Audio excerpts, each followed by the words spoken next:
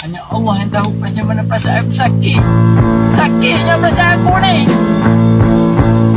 Siapa yang tahu? Siapa tahu? Kabur. Nggak bisa.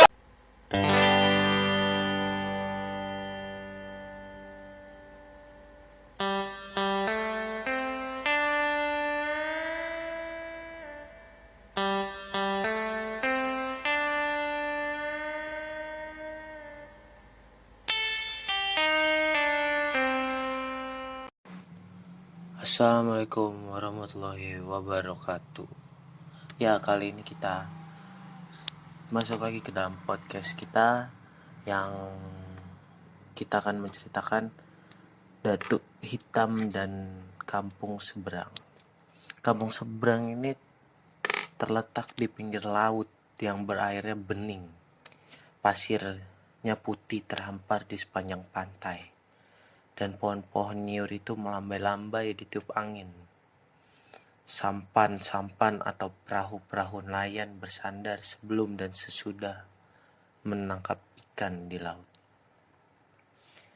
Penduduk kampung seberang hidup dengan sederhana. Rumah mereka memiliki tiang yang cukup tinggi agar air laut yang nantinya akan naik itu tidak masuk ke rumah mereka. Tiang-tiang rumah itu terbuat dari kayu-kayu yang kokoh. Lantainya terdiri atas kayu dan bambu yang dibelah dua. Dindingnya dibuat dari bambu yang dianyam.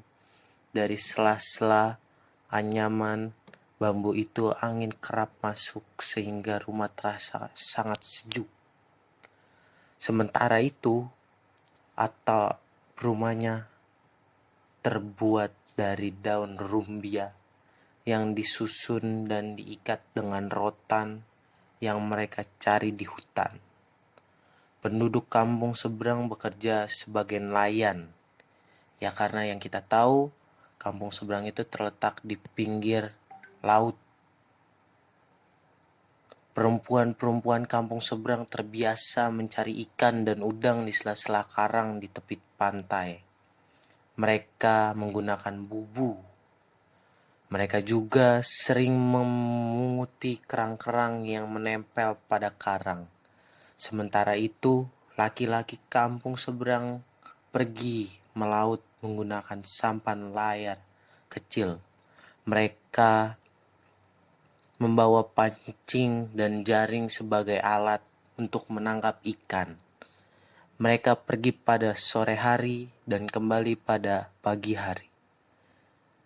Akan tetapi kadang-kadang sampai berhari-hari mereka tidak pulang ke rumah.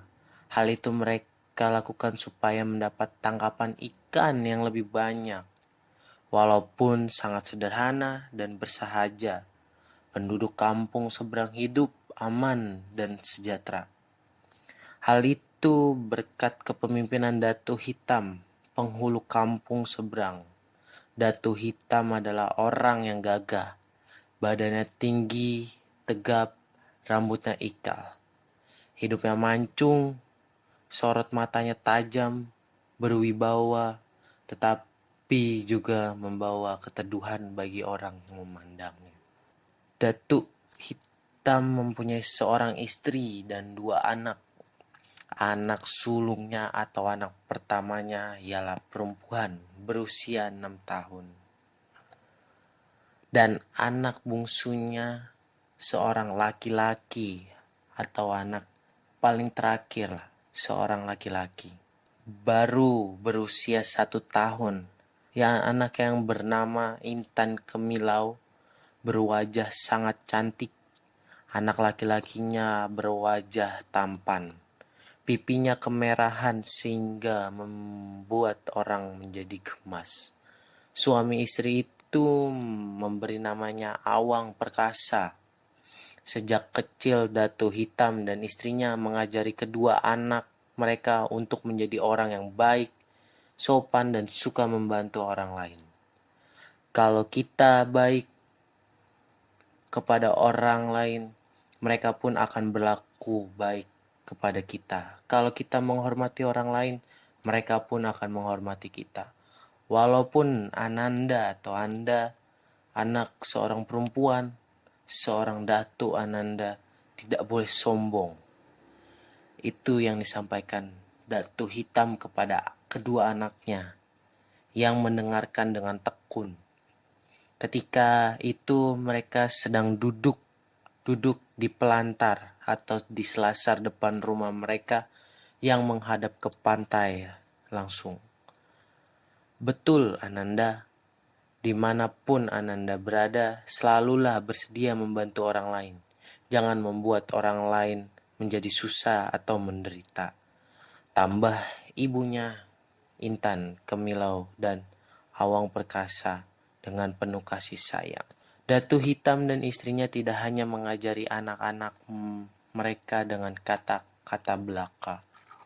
Mereka juga memperlihatkan sikap yang baik dan dapat diteladani oleh kedua anak itu. Dengan demikian, Intan Kemilau dan Awang Perkasa terbiasa melihat sifat dan perilaku baik dari kedua orang tuanya. Mereka pun tumbuh menjadi anak-anak yang baik dan disenangi oleh penduduk kampung seberang. Sebagai penghulu, Datu Hitam bertindak sangat adil dan bijaksana dalam memikirkan kepentingan rakyatnya. Hal itu pula lah yang membuatnya dihormati dan disukai penduduk kampung seberang. Selain itu, penduduk kampung seberang juga sangat bangga mempunyai penghulu seperti Datu Hitam yang sangat sakti. Dia memiliki sebuah keris yang bernama keris naga. Lambaian bumi gagang keris ini memang berbentuk kepala naga dengan mata keris yang berkelok-kelok. Keris yang sangat tajam dan sakti ini selalu berada di pinggir Datu Hitam dan selalu dibawanya kemanapun dia pergi. Kemampuan silat Datu Hitam sangat tinggi.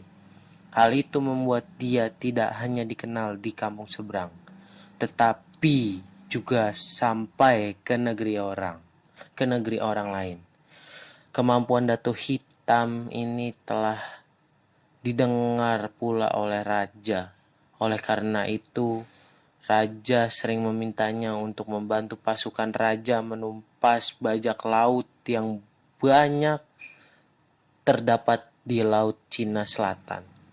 Mereka kerap mengganggu para pedagang dan pelaut yang melintas di sana. Selain merompak barang-barang yang dibawa, para bajak laut ini sering pula membunuh pelaut dan pedagang itu. Hal ini tentu saja membuat pelaut dan pedagang merasa tidak aman melintas Laut Cina Selatan. Mereka berusaha melewati jalan lain sehingga pelabuhan kerajaan menjadi sepi. Dalam teks hikayat ini ada beberapa pertanyaan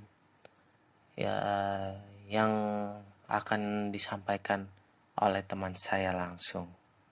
Dan akan membacakan soal tersebut. Temukan dua kata arkais dan artikannya.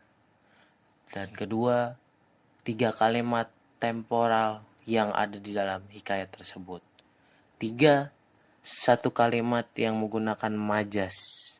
4 nilai yang terkandung di dalam hikayat tersebut apa?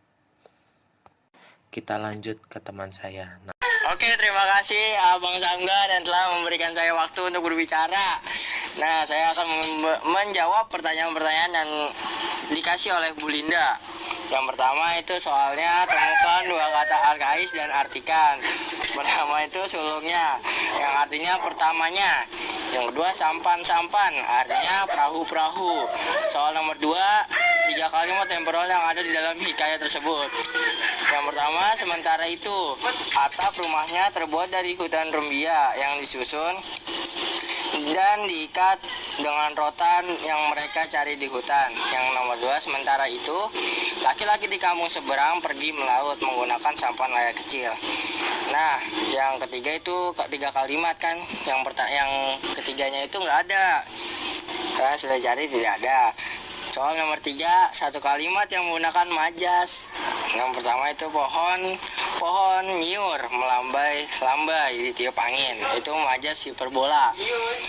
Soal nomor 4, nilai yang terkandung dalam hikayat tersebut adalah pertama itu kejujuran dan keadilan. Datuk Hitam dianggap sebagai tokoh yang jujur dan adil. Alasannya, Datuk Hitam dianggap sebagai tokoh yang jujur dan adil, dan bajak laut dianggap sebagai orang yang tidak jujur dan tidak adil. Terima kasih.